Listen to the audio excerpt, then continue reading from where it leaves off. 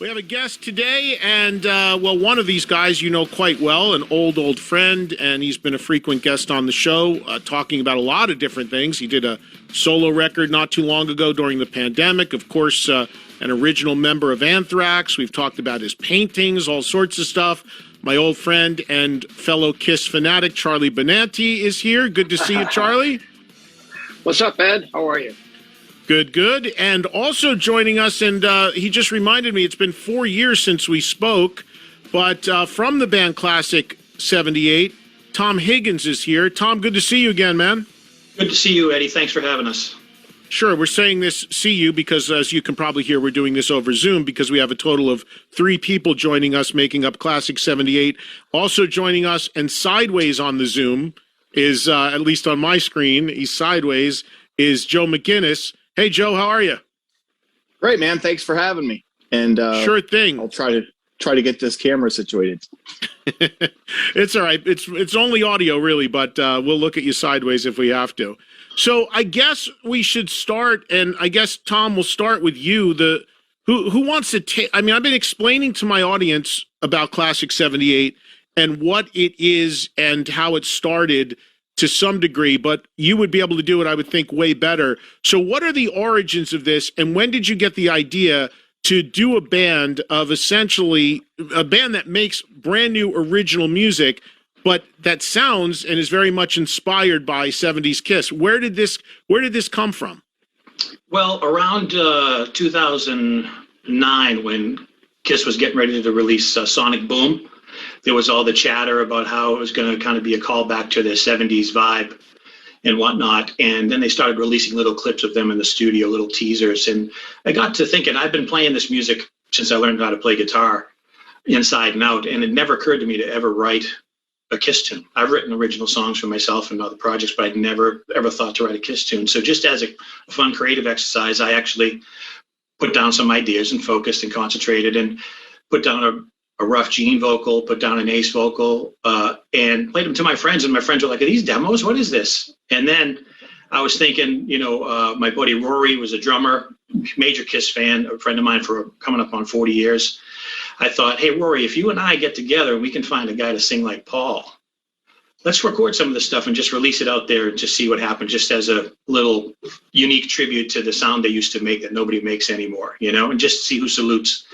And looking around for a Paul, I found Joe online singing some Paul covers, and he just nails the Paul vibe vocally and attitude-wise. And we moved forward and we released the first record in February of 2017, and the response was so great, which we had no idea we'd ever do another one. We released another one 6 months later or 7 months later in October of 2017, and that one got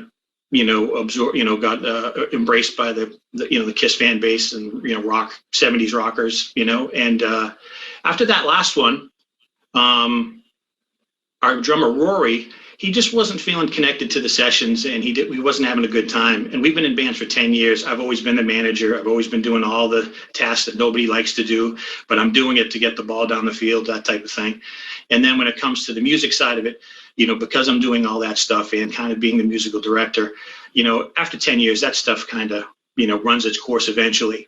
So if you're not having fun, it's a good sign that it's time to move on, especially at this age. We're not 23 trying to figure out how to do this, So, we have a friendship. So it's more important. Hey, listen, we had a good run. We don't have to do this together again. No worries.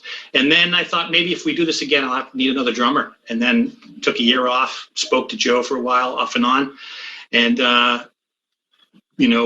thought if we were going to do this, we would need either guest drummers or I could grab 1 or 2 local guys that could do the job to complete the session. But, I wanted to feel it. I was still writing stuff, but I wasn't ready to get on the train yet. I didn't know if I would. And then I'll let Joe pick it up if you don't mind, Ed. Yeah, sure. Joe, before you jump in, I got to laugh at something that just hit me because you talked about your former drummer who wasn't feeling it anymore and having problems. So basically, he actually followed the blueprint of Peter Criss in the actual band. Right. It wasn't the. He was Peter Criss around Dynasty. Yeah. Instead of being upset about the response to the record because he was proud of what the results were and on all the adulation that people and the support, it just was the actual sessions themselves he felt disconnected from. So, it's kind of does mirror that a little bit, except instead of being upset with 3 other band members, he was only upset with the guy running the show. That was me. So in essence, Charlie Benanti is your Eric Carr. Kind of, yeah. But no, Charlie kept in touch with us the whole time from the minute the first record came out. He was just supportive as a listener, and he would text and Facebook and tell people about it. He'd text Joe, he'd text me all along the way, and then everything I told you up to that point, maybe Joe can take it over because he ran into Charlie at a show. Sure. Yeah, go ahead, Joe. So, I'm located in the Northeast here in New York. So when Charlie and Anthrax came to town on, I think it was Slayer's farewell tour, I stopped into the Times Union Center to see Charlie and say hello and catch the show. And, we started talking Klassik 78 and Kiss. And I mentioned to Charlie, I said, our drummer's pretty much all done with this. And going forward, we're going to need someone to fill that spot. And we thought about having guest drummers, multiple guest drummers. And I ran a few names by him, and he said, I think I'd like to do it. And I said, well, yeah, let's do it. Let's see how it works. I talked to Tom, and next thing Charlie was on board, and here we are. So we're awful lucky to have Charlie. He's just, he's Peter Criss reincarnated here in this sense. He's just got some incredible vibe. Rory did an excellent job too, but Charlie is a geek like us when it comes to trying to replicate that sound. So yeah, we're very lucky. Well, Charlie, everybody knows, and me knowing you pretty much my whole life, almost, that we're all bonded by our love of Kiss, and when we get together, all we do is talk about Kiss 90% of the time.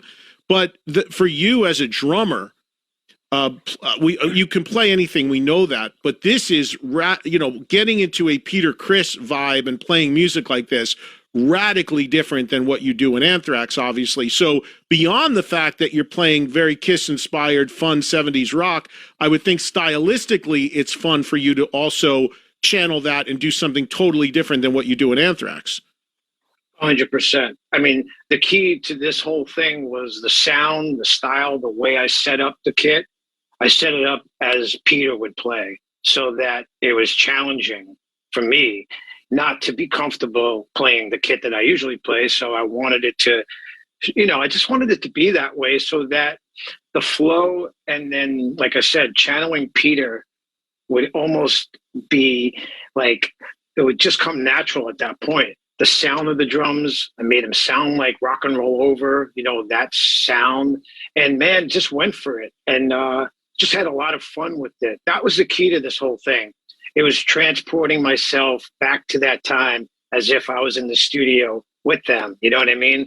And it was just a lot of fun. Like Tom and I and Joe, we would have these conversations that would, like, if you and I get together and we talk about Kiss, we geek out, we nerd out. It's the same thing with them. Like I'd play a fill and it's not directly, it's not a Peter fill, but it sounds a little like it could be a Peter fill. And we would just enjoy doing things like that. And Charlie, another thing as a drummer, like, can you, there are drummers that, like, I remember a few years ago, I did a charity bowling thing for the Dio Cancer Fund. And on my team was Dave Grohl and Steven Adler. And Grohl was going on and on to me about bowling with Adler because he's like, that's the guy. Like, no matter who they get, nobody can replicate that vibe, that swing of what Adler did with Guns N' Roses. Like, he was just going on about that. And a lot of people, myself included, feel that was one of the really cool X factors that's not talked about enough with Kiss, is what Peter brought as a drummer, coming from a jazz background and the things he loved, that vibe and channeling that. So speaking as a drummer, that's a really, really important thing to the sound of classic Kiss, and something not talked about enough. And I would imagine something not as easy as people think it might be to replicate, right? No, it's not easy to replicate. It's the same thing with, like, let's say AC/DC, the drummer Phil Yeah. Rudd.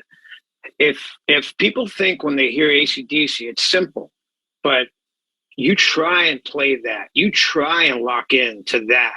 It's extremely hard. Yeah, doing what we do, like the whole thrash thing, whatever. Yeah, drumming is it's demanding, but it's the same thing with those bands, and Kiss especially, man. If you listen to Kiss Alive, Peter is on fire. That whole record, Peter is on fire. And I remember when I was younger reading interviews with Peter, and he would, talk about Gene Krupa, Buddy Rich being his favorite drummers. But at the time, I could never hear that in Kiss. Now, today, I totally get it, and I totally hear where he was coming from back then. Tom, what is the first time Klassik 78 came on my radar, when you guys initially started doing this, it was, I think, a mutual friend of ours, John Bianelli, who works with Aerosmith. Mm-hmm. Now, correct me if I'm wrong, initially with Klassik 78, with you and Joe, was there not some level of anonymity? Like, did you guys not necessarily reveal who you were? Like, did you cover your faces and create some mystique like Kiss did, or am I off on that? Because I remember there being something like, they don't really want anybody to know who they are, sort of thing. Yeah, that's true. At the time, that's what we were doing, just because it added a certain element to the project that, nobody's really experienced in a while. Plus, we're not out there touring and releasing albums constantly as an active band that's doing this for a living. So it was just a nice little extra little bonus in addition to the music, not knowing who the hell these guys are. But that was 4 years ago. Since then, Joe McGinnis has he's joined Quarantine with Jericho. And quick funny story, when they got together to do that, Jericho said, "Okay, Joe, send me your bio of all the projects you've been involved in." And he sent him a bio of himself, but he left Klassik 78 off it. And Jericho was going, "Dude, what are you doing? That's the hook. You got to say you're from Klassik 78. And he goes, "I don't know if I'm supposed to say anything." So Joe called me and he told me, I'm like, "Go ahead, dude. It's time. Go ahead. Have a good time." So Joe's been out, been out in the open for a couple of years. Obviously, everybody knows who Charlie is, and it's just about celebrating another good record 4 years later, and everything's open to talk about, or who's doing what and who did what. It's all no more of that stuff. Just enjoy the music. These two guys appeared on my Silver Linings record too, and that was still kind of, they had masks on and stuff like that, but we did Mr. Speed and All the Way. Joe sang Mr. Speed and Tom sang All the Way. And it was just so awesome to do that. And it's so great because if you put that with the Klassik 78 stuff, it's just, they go together, It's just awesome. So, Tom and Joe, is your background, because I could be wrong on this, but I think the connection with John is one or both of you actually were on the Aerosmith crew at one point. Are you crew guys? Is that what you do for a living? I work for Aerosmith. Yeah, it's since I started with them in 2000, and so in what capacity? What do you do? First, it's Swiss Army knife. Whatever needs to get done, and then eventually it starts to become a little bit of road work and a little bit of creative, a little bit of archival, a little bit of guitar tech, whatever's needed at a rehearsal or a pre-production or a session. And, then it just morphs into road manager, assistant tour manager when needed. I did a couple of tours as a road manager and assistant tour manager. And because of the nature of what things are now, it's more on the archival and creative and, one-off, I need this gear shipped here, or can you arrange this, that type of stuff, So kind of like a Swiss Army knife kind of guy, And Joe, what about you? What's your background beyond, playing in this? Is it as a musician, or you also worked on crews? What's your history? Yeah, primarily I'm a session guy. I do a lot of session. I worked with a drummer in Quarantine a lot. We do a lot of session work. The drummer for Quarantine is Kent Slusher, who works for the country act Luke Bryan, and we do all sorts of stuff like that. So, primarily session work, and then came to the forefront. I had a little solo career where I did some of that. And so I've kind of dabbled a little bit here and there, musically, and it just kind of worked out. When I met Tom, I didn't have any clue who he was, but we kind of hit it off instantly through our, once again, that Kiss connection. So yeah, once I joined Tom, I was really surprised to hear the demos that he was sending me. It was kind of mind blowing, and we kind of, put our voices together and created the first 2 records, and then Charlie came along, and it was great. So, but yeah, that's kind of my background. Tom, do you know, and I was saying this on the air before you guys came on today, there's been a lot of bands in rock history that have been kind of maligned for sounding so similar to another band. Like Greta Van Fleet comes to mind, like they're Led Zeppelin clones or whatever. And of course, I'm sure they bristle at that and don't like hearing that anymore, but that is a thing. I don't know of any in history of a band that actually went out and said, "Yeah, we want to sound like this. Like, please compare us to this. That's exactly what we're doing." Is there ever been another band that has actually made original music that sounds exactly like a known band and embraced it? I don't know. I mean, from what I understand, there was, because people have forwarded links or made comments in regards to stuff being discussed about us. But I guess at one point in the 90s or the early 2000s, there was a dude who put together something similar, with drum programs and software and stuff like that. That's what I've been told. I'm not doing Kiss or a different band. It was Kiss. Yeah. Oh, but really? I don't know. Yeah, but I don't know. I couldn't tell you or direct you to it or whatever. But I believe it was just one person doing it, from what I've been told. But no. Basically, what we're doing is we're doing it to, this is a sound that nobody makes anymore. And even I was telling somebody the other day that even Paul says, if you want to hear what I sounded like in '75, go listen to Alive. And if you want to hear my voice back then, that's what you should do, because I'm not that guy anymore, 65 or 67 years later. 70 today. 70 today, right? But he says, it's if someone wants to make a record like that, that's let somebody else do it, that type of thing. And he wasn't talking about us, but I'm just saying that, the mentality is that you can only go back so far, and do you want to as a creative person? And they've touched on so many things throughout the years. But what we're doing is just to celebrate that sound that the 4 original guys made together on those records and live, because the personality on that stuff and the swagger on that stuff is just undeniable. And, it's just a cool, fun way to celebrate it. And also with good songs, in our opinion, if you take the voices away, I think this is good rock stuff. This is, every rock band should be trying to make the first Montrose record. They should be trying to make Who's Next. They should be trying to make Zeppelin 4 or Back in Black or Power Age or Highway to Hell. I mean, to me, that's just how I look at it. I'm not saying that this is that. I'm just saying that, there should be some sort of goal. And in our, in what we're doing, I'm making the rock and roll over version of a Montrose record, or when I'm thinking of the songs, I'm trying to think of the quality of the riff, the quality of the lyric, and the quality of the melody. Does it make sense? Does it work? And then move forward with it, as opposed to that lyric sounds like a title Gene would have. Let's just slap something together and growl during it. There's actually some craft involved, not to be pretentious, but there's some work in a lot of editing. Charlie was talking about it the other day. The key is to not be you. If I'm doing a lick and I'm trying to, let Ace's influence shine, as soon as I play a lick that I would play that has nothing to do with him, I can't use that. That's the opposite of what we're trying to do. So it's less Tom and more classic 70s Kiss. And, that's the case for all of us. Yeah.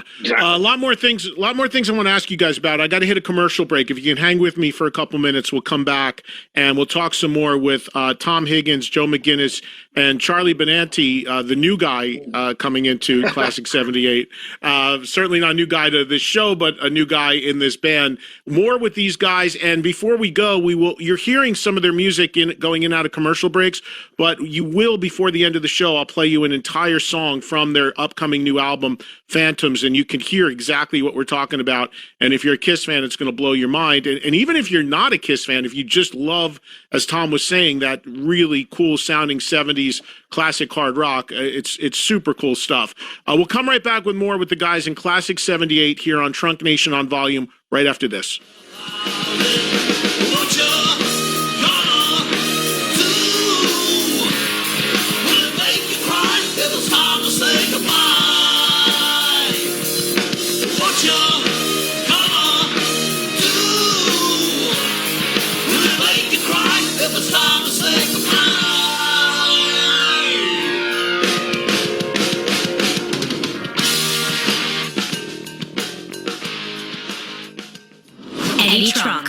Please do him favors to get backstage. Trunk Nation. Just crank it up. SiriusXM volume.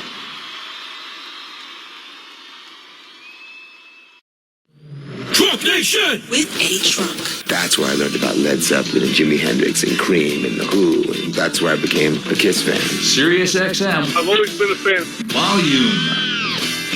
And that bite right there is from when Lenny Kravitz was on this show with me, who is also a huge Kiss fan. Maybe he could come in and play a role in Klassik 78. You could recruit him into it or something. Who knows? Joining us, though, from Klassik 78. And again, it's spelled K-L. If you're looking for it online, it's Klassik 78. And there is a website as well. And from the band, Tom Higgins, Joe McGinnis, and you know him, of course, from Anthrax, and he just joined this band on drums, is Charlie Benanti. So, Tom, I want to ask you one other thing on this, which when you make that decision to do this, and clearly it's remarkable how much you guys all sound like, whether it's Gene or Paul or Ace or whoever the vocal is channeling.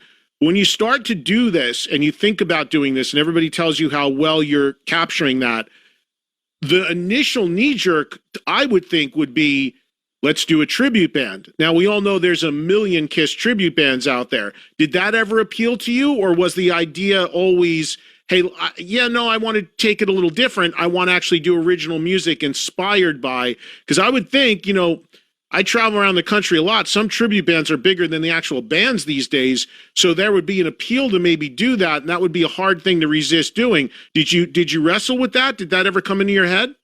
No, because I had done that prior, and not to any magnitude, throughout the nation, but regionally, we played in the Northeast and a little bit, upstate New York and stuff like that. But I had done the cover things and the tribute things for a long time, and this was just a fun thing that I stumbled on, to be creative, and and maybe surprise some people with some stuff that would be something they're familiar with but never heard before, the sound being so familiar.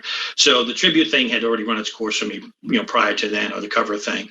And this was just a unique way to be creative, knowing what I knew about the material, having been inside it and outside it, upside down, left and right, and that's why it is what it is. So you do the Gene, Joe, you do the Paul. Who does the Ace? I do the Ace vocal and the Gene vocal, Tom. Where's the Peter vocal come into it? He's somewhere out in the world, or he's retired in New Jersey, because we can't find anybody who can sound like Peter. Because I think we need the real guy on it. Until we come across somebody who can really do, just kind of scare you that close. We don't want to mess it up, because we think we're doing a pretty good job on the other voices. I mean, what Joe does on the Paul is ridiculous. There's nobody out there that sounds like the guy, and Joe, and he does a great job. Joe, and the song we're going to play is with Joe on vocals as the quote unquote Paul vocal. But I mean, Tom, what you're doing is crazy too. We just heard you singing in the Gene bit, but Joe, I mean, since I was a kid, Paul was always my favorite member of the band, and his songs were always my favorite songs. And in his day, he was my favorite singer. I am just dumbfounded at what you do with those vocals. Like every inflection, every phrasing, right down to like a subtle little lisp at times. It's crazy how you're able to do that. How does that happen? Like, do you study that, or is part of that naturally your singing voice? Like, how do you do that? It's so weird. It's so ingrained into my DNA from listening to it. As a kid, I grew up kind of mimicking it because, other kids were listening to Sesame Street and I was singing Cold Gin or, any Kiss song that was totally inappropriate for a 4-year-old. But, it's just listening to it from such an early age. One day I was just messing around and my brother kind of said, hey, that kind of sounded like him. Do that again.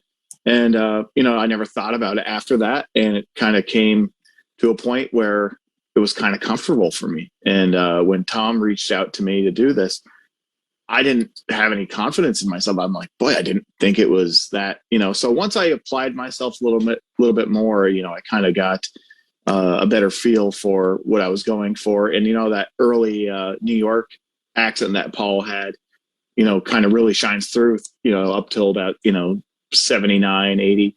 And that's kind of what I wanted to bring to the table, was really, put an emphasis on that accent. And, I'm not Paul Stanley. There's an attitude about it. Yes, absolutely. The attitude and all that, is a full package. And, it's still really hard to do, in general, because it'll never be exact, because to me, Paul is also my favorite member. So, growing up, hearing his voice, to me, I'll never reach that. But, this is just kind of a good little tribute to, my version of Paul Stanley.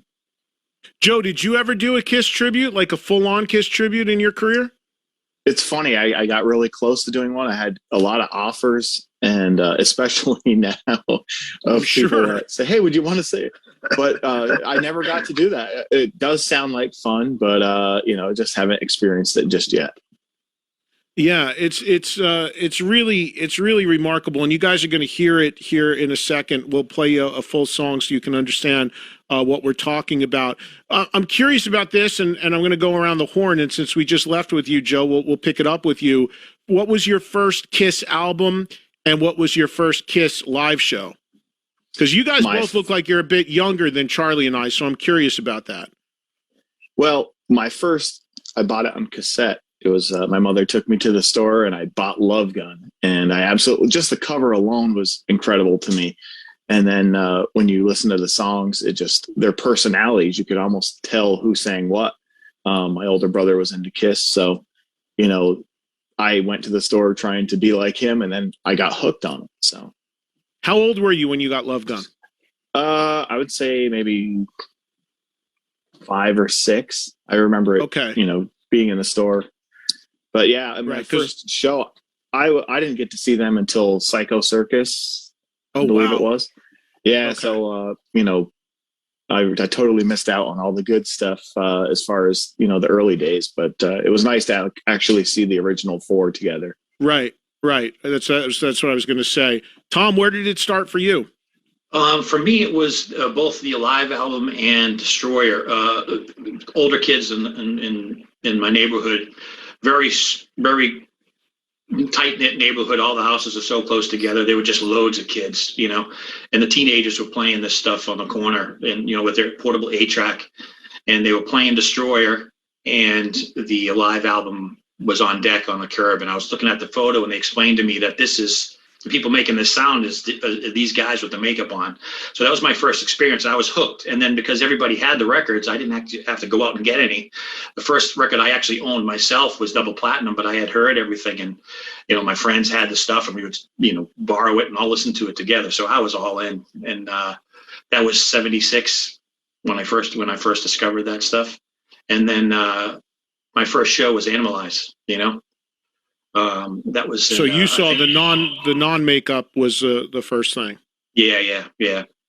And did you since seen you saw the original band with the reunion? Oh hell yeah, yeah. When I saw Animalize, I saw every tour except Asylum after that, hoping for the someday that maybe they'll do the thing, and they did it in '96. And that was amazing. They did their homework, and I appreciated that. All 4 of the guys, 96, the reunion. They could have used you guys to show them how to actually sing and play the stuff again. That's fine. Well, because they actually did, because they actually had to do that. I mean, that's actually a documented thing, like where at the time it was Tommy who was their tour manager. Like, I mean, they've talked about that. They had to go in and when you talk about Animalize and Asylum and all those tours that I saw, Crazy Nights and whatever, even when they did the 70s songs, they were played radically different at different tempos, and obviously different guitar player, different drumming style, everything going on. So when they came back to that in the original band in '96, they all had to remember and be retaught what they originally did, because they had moved so far away from it in the 80s when you think about it. That's right. Yeah. Didn't Tommy have a Kiss tribute band before that? Yeah, called Cold Gin. Cold Gin.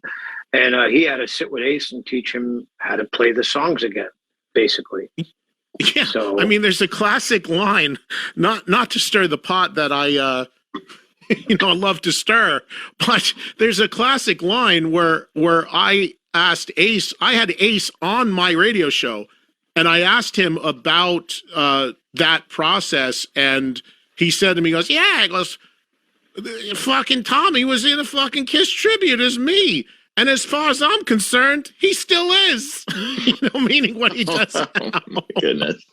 Classic Ace, speaking his mind. But that was a thing because Ace and Peter didn't. I mean, they had to go back to school basically to do 96, and that's what you were referencing, Tom. I mean, the attention to detail was there, and they all had to put the work in, whether it was physically, vocally, playing wise. It was completely different, even for Gene and Paul, than what they had been doing because those. I mean, when you hear the tempos on some of that stuff, like an Animalize tour and everything, what they're playing, it's not even close to what it was. Yeah, very fast. Yeah, it's totally different. So, Charlie, I mean, I think I know the answers to this, but you actually saw, I think you saw your first Kiss show was the same year as me, but earlier in the year. You first saw them live 77, right? But in the beginning of the year. it was Rock and Roll Over. Now we were going to see them on the Destroyer tour at Roosevelt Island,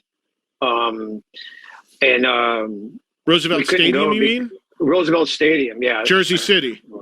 Jersey City, yeah. But Right.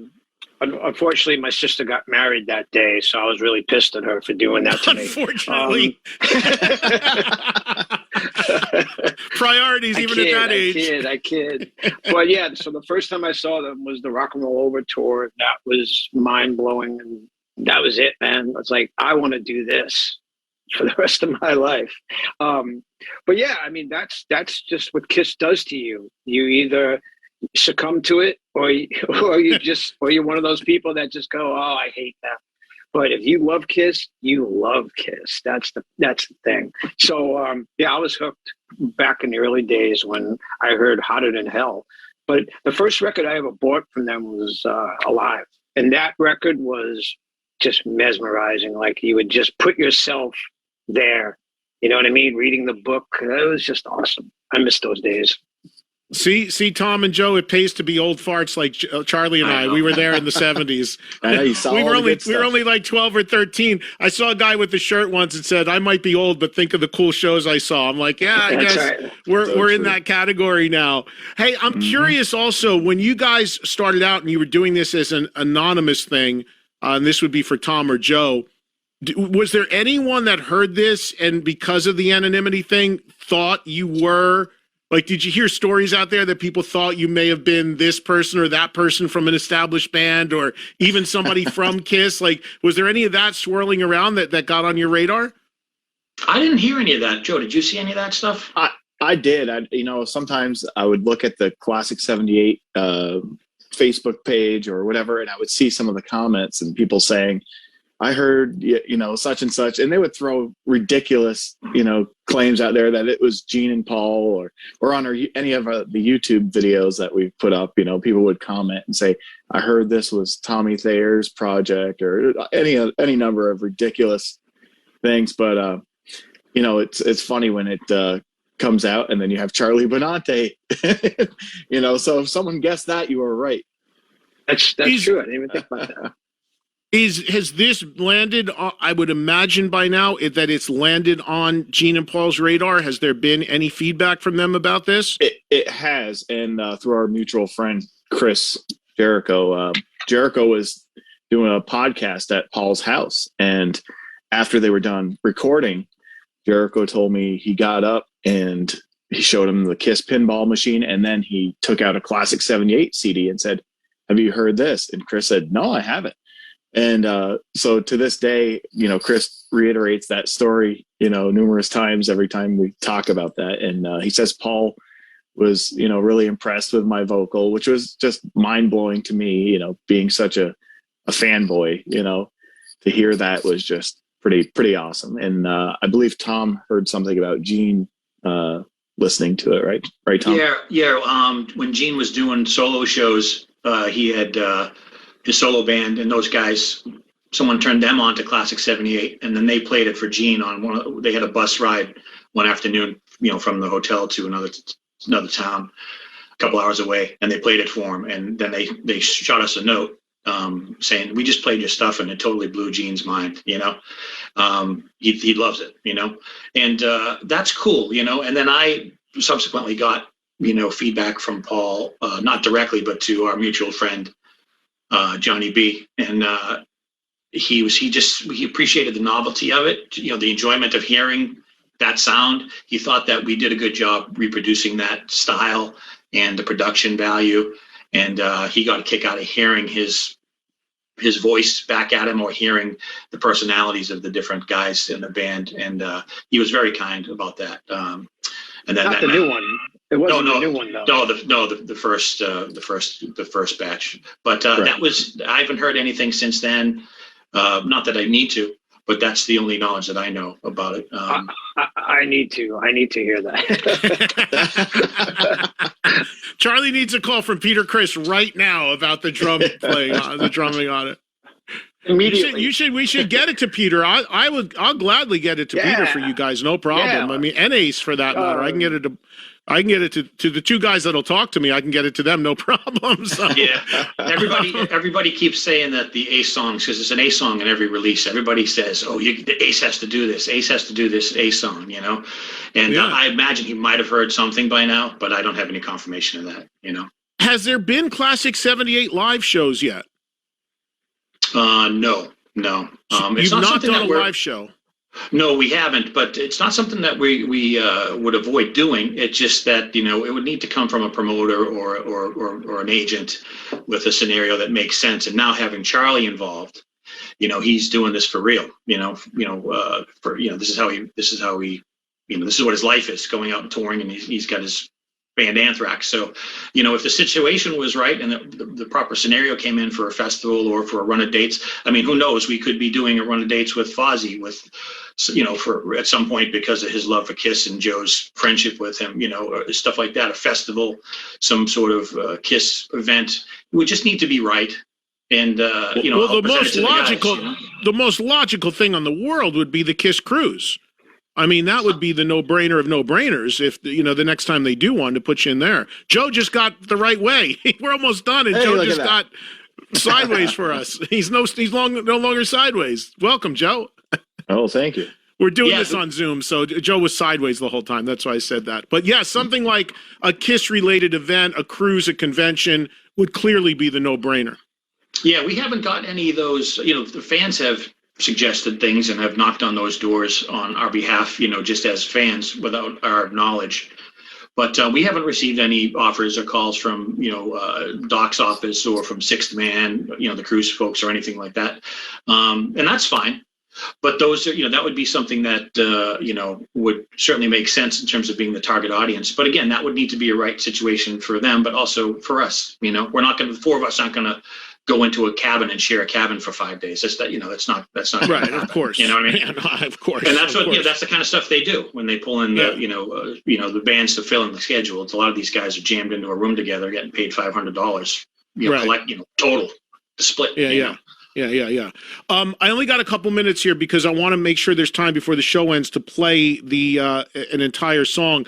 Alex, jump in. What's the song we're going to play again? So that would be Living Fantasy (Tonight).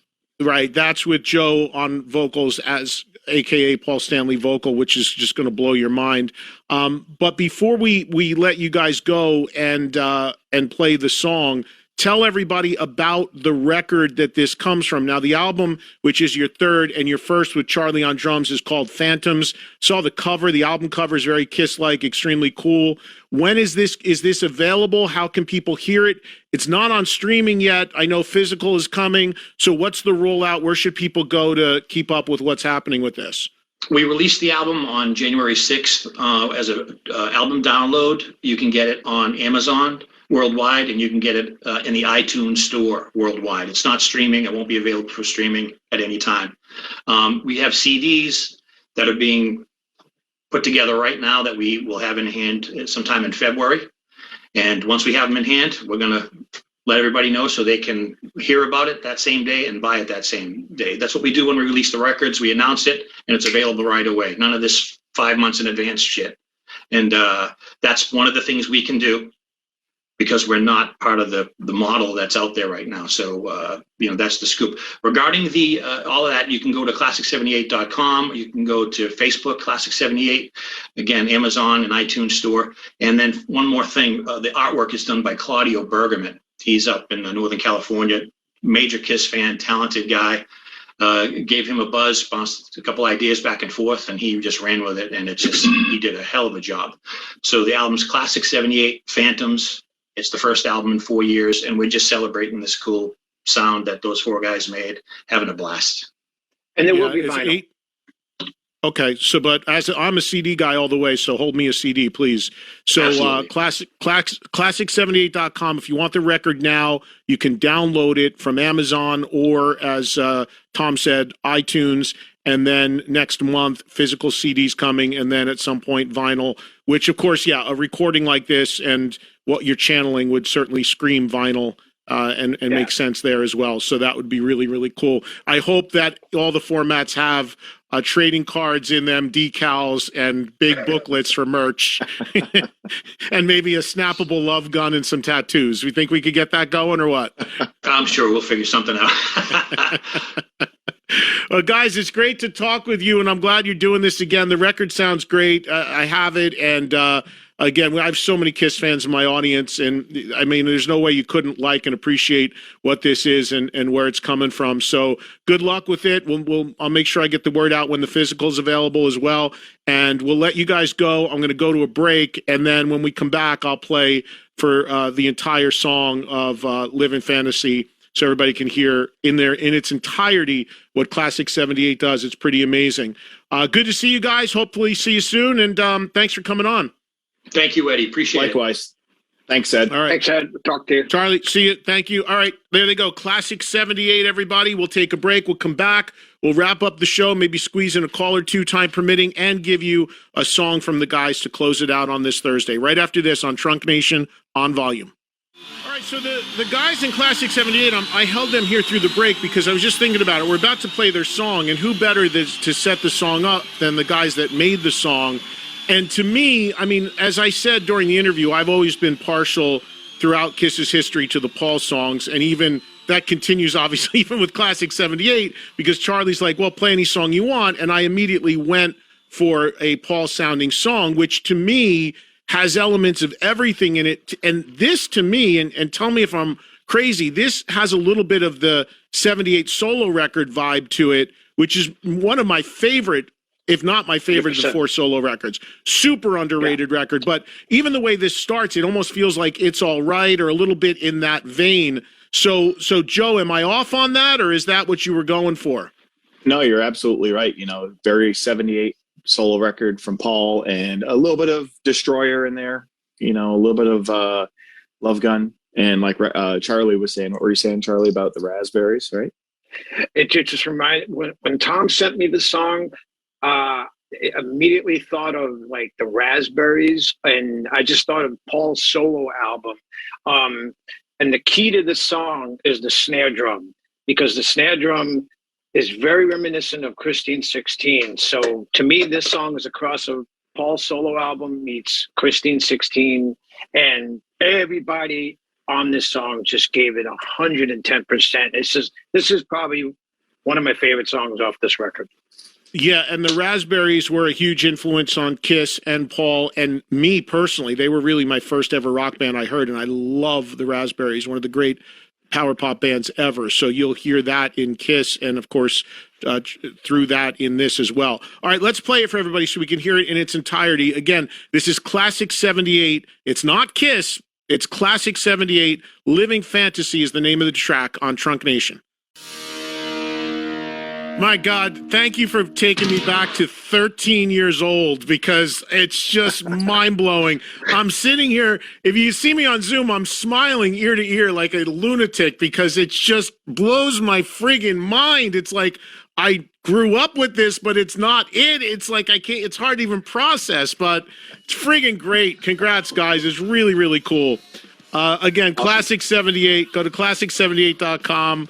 That song is called Living Fantasy from the new album Phantoms. 8 new songs If you love classic Kiss, you can't not love that. It's incredible. Best of luck, guys. Thanks for the time. Thanks, everybody, for listening.